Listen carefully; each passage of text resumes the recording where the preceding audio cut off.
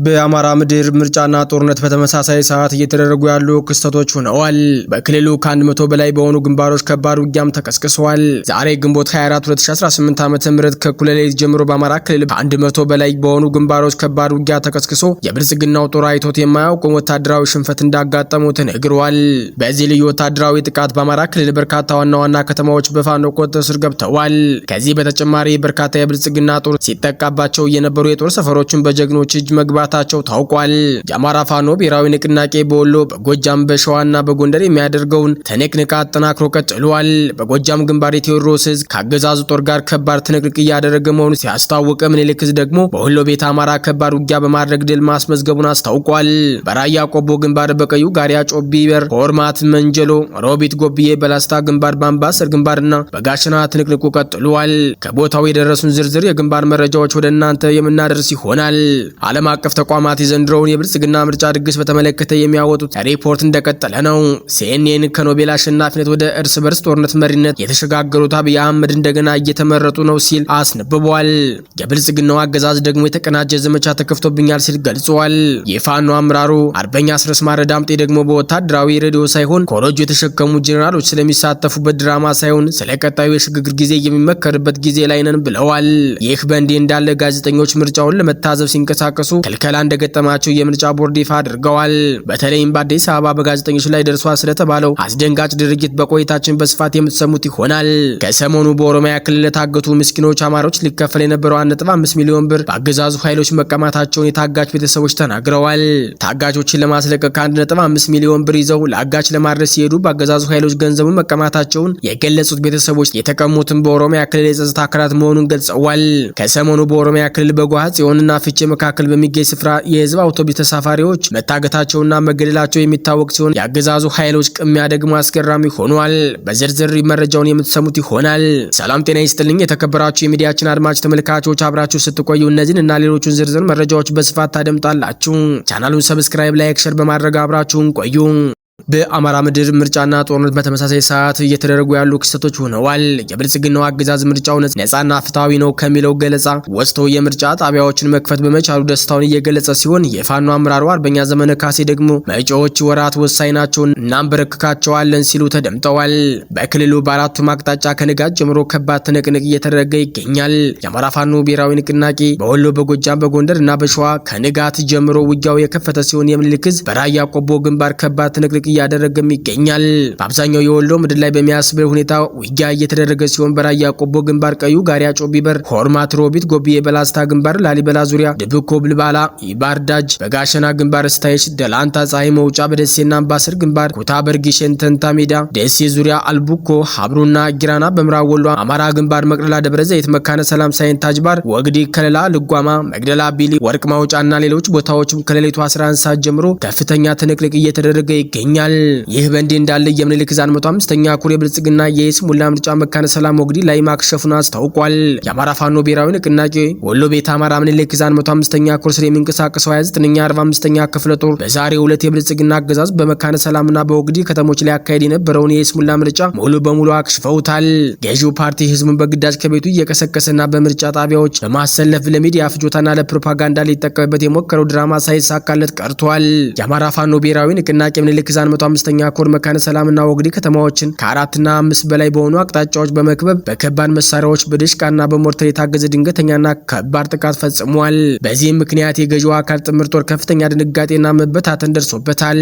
ከተማዎቹ በፋኖ ቁጥጥር ስር ተከበው ባረፈዱበት የዛሬው ውጊያ ላይ ሊመርጥ ከመጣው መራጭ ህዝብ ቁጥር ይልቅ ያለቀውና የተደመሰሰው የጥምር ጦር አባል ይበልጣል ሲሉ የአካባቢ ማህበረሰብ ገልጸዋል።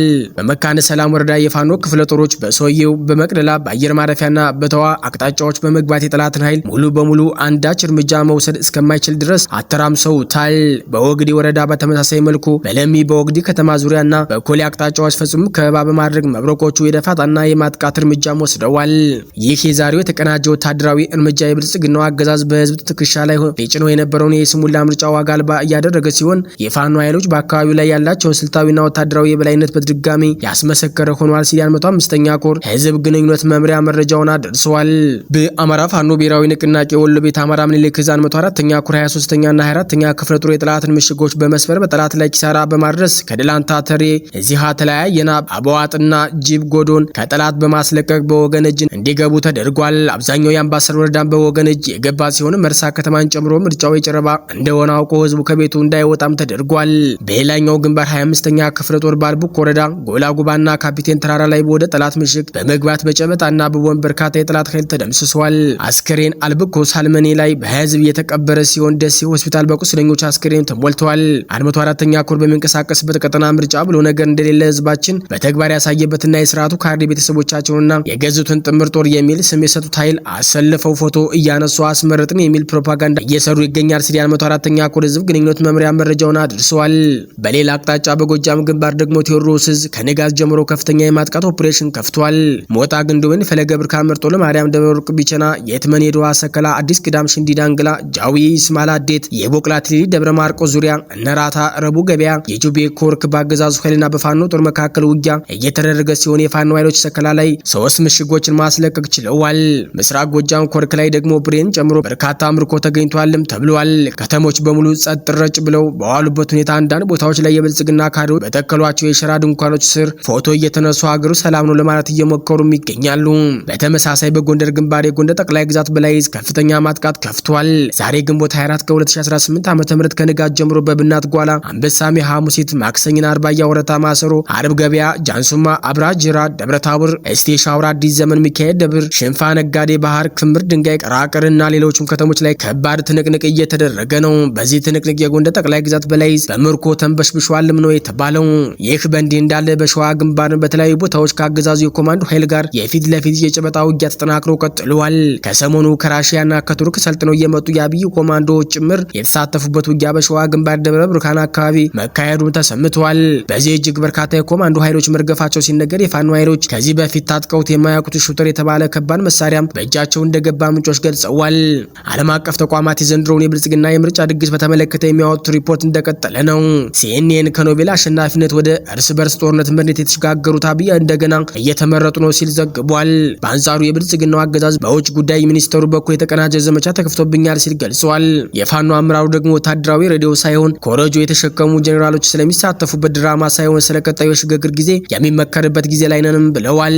ያለፉት ቀናት የዓለም አቀፍ መገናኛ ብዙሃን ተከታታይ ሪፖርቶች ምርጫ የተሰኘውን የብልጽግና ድግስ በጦርነት የታጀበ ቲያትር ስለመሆኑ የገለጹበት ክስተትም ሆኗል።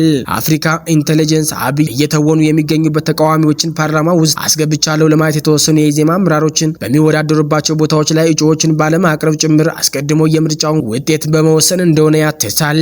ፓርላማ መግባታቸውን ያረጋገጡት በተቃዋሚ የፖለቲካ ፓርቲ ስም የሚወዳደሩ እጩዎች ስም ዝርዝራቸው ጭምር አስቀምጦ ጨቋኝነት ለመሸፈን የሚደረግ ጥረትም ብሎታል።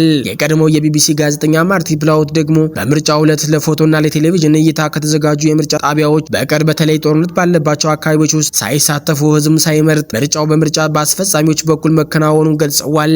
ሲኤንኤን ደግሞ አብይ አህመድ ከኖቤል አሸናፊነት ወደ ጦርነት መምራት መሻገራቸውን አስታውሰው እንደገና እየተመረጡ ነው ብለዋል። ባለፉት ተከታታይ ቀናት ከዘ ኢኮኖሚስት እስከ አልጀዚራ ከቢቢሲ እስከ ፍራንስ ፕሬስ አምነስቲ ጨምሮ በርካታ ዓለም አቀፍ ተቋማትም የስሙላ ምርጫ እያሉ ይህንን የብልጽግና ድግስ ውድቅ አድርገውታል። አገዛዙ ይህንኑ አምኖ በውጭ ጉዳይ ተቋሙ በኩል ባወጣው ሀተታ የተቀናጀው ዘመቻ ተከፍቶብኛል ሲል አሳውቋል። በተመሳሳይ ጋዜጠኞቹ ምርጫውን ለመታዘብ ሲንቀሳቀሱ ክልከላ እንደገጠማቸው ምርጫ ቦርድ አስታውቋል። የኢትዮጵያ ብሔራዊ ምርጫ ቦርድ በቦርዱ ተመዝግበው ሲንቀሳቀሱ የነበሩ መገናኛ ብዙሃን በአንዳንድ አካባቢዎች ስራ እንዳቆሙ አስታውቋል። ትናንት እሁድ የኢትዮጵያ ኢንሳይደር የተባለው መገናኛ ብዙሃን ዘጋቢዎች የምርጫ ዝግጅቱን ለመቃኘት በምርጫ ጣቢያዎች ሲንቀሳቀሱ ከምርጫ አስፈጻሚዎችና ከጸጥታ ኃይሎች ክልከላ እንደተደረገባቸው አስታውቀዋል። በአዲስ አበባ ልደታ ክፍለ ከተማ ወረዳ 7 የብልጽግና ፓርቲ ታዛቢዎች መሆናቸውን የገለጹት ግለሰቦቹ ከበላይ ትዕዛዝ እስኪሰጣቸው ድረስ ክልከላ ካደረጉ በኋላ ፈቃድ ቢሰጡም ምስል መቅረጽ ግን እንደተከለከሉ ገልጸዋል። በየካ ክፍለ ከተማ ወረዳ 6 ባንድ የምርጫ ጣቢያ የጸጥታ ኃይሎች ተመሳሳይ ክልከላ ማድረጋቸውን መገናኛ ብዙሃኑ አስታውቀዋል። በቂርቆስ ክፍለ ከተማ ደግሞ ጥበቃ ለማድረግ የተሰማሩ የፖሊስ አባላት ምንም እንኳን በምርጫ ቦርድ ለዘጋቢው የተሰጠ ባጅ ቢመለከቱም በስፍራው መዘገብም ሆነ ፎቶ ማንሳት ክልከላ ነው ብለዋል። ኢትዮጵያ ኢንሳይደር በለሚ ኩራ ክፍለ ከተማ ተመሳሳይ ክልከላ እንደገጠመውም ገልጿል። ቢቢሲ ደግሞ ምርጫው በሀገር ውስጥ ለመዘገብ ፍቃድ አልተሰጠውም ብለዋል። ቦርዱ መገናኛ ብዙሃን በተለያዩ አካባቢዎች ለመዘገብ ደብዳቤ እንዲጻፍላቸው መጠየቃቸው ጠቁሞ መገናኛ ብዙሃኑ ከስራ ማስቆም የተሳሳተ ነው ብለዋል። ቦርዱ ምርጫውን እንዲዘግቡ 68 28 መገናኛ ብዙሃንና 1818 ጋዜጠኞችን መመዝገቡን በመግለጽ እነዚህ ባለሙያዎች በምርጫ ጣቢያዎች 200 ሜትር ንፍቀ ክበብ ውስጥ ገብተው መዘገብ የሚያስችላቸውን መለያ ባጅ መስጠቱንም ተናግረዋል። በሌላ በኩል የቱሉ ሚልኪ ታጋች ቤተሰቦች 1.5 ሚሊዮን ብር በአገዛዙ ኃይሎች መጠየቃቸው ተሰማ። ታጋቾቹን ለማስለቀቅ 1.5 ሚሊዮን ብር ይዘው ለአጋች ለማድረስ የሄዱ ሰዎች በመንግስት ኃይሎች ገንዘብ መቀማታቸው ተሰምተዋል። የተቀሙትን በኦሮሚያ ክልል የጸጥታ አካላት መሆኑን አሳውቀዋል። ከሰሞኑ በኦሮሚያ ክልል ጓዝ ጽዮንና በፍቼ መካከል የህዝብ አውቶቡስ ተሳፋሪዎች መታገታቸውንና መገደላቸው ይታወቃል። ሁለት ባሎቻቸውና አንድ ቤተሰብ የታገቱባቸው ሴቶች ለሶስት ታጋቾች ለማስለቀቅ 1.5 ሚሊዮን ብር ተጠይቀው አሰባስበው ይዘው ለአጋች ለማድረስ ቢሄዱም በሰሜን ሸገር ስላሴ ዞን ደገም ወረዳ ያሉ የኦሮሚያ ክልል የህግ አካላት ብሩን ከአድራሾቹ ላይ በመቀማት እነሱን እስር ቤት አስገብተዋቸዋልም ተብሏል። የተከበራችሁ አድማጭ ተመልካቾቻችን የዕለቱ አበይት ዜናዎች እስካሁኖቹ ነበሩ። በሌላ የዜና ሰዓት እስከምንገናኝ